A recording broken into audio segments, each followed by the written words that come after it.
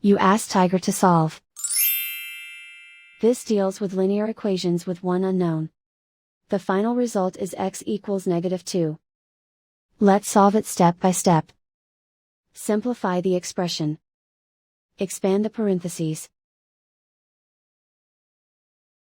Multiply the coefficients. Simplify the arithmetic.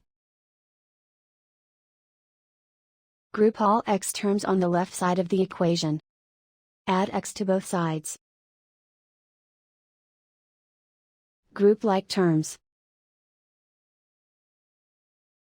Simplify the arithmetic. Group like terms. Simplify the arithmetic. Group all constants on the right side of the equation.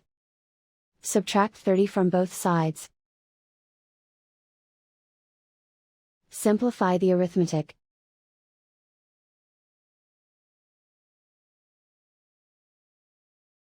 Isolate the x. Divide both sides by 26.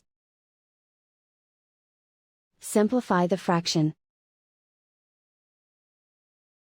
Find the greatest common factor of the numerator and denominator. Factor out and cancel the greatest common factor. And so the final result is x equals -2.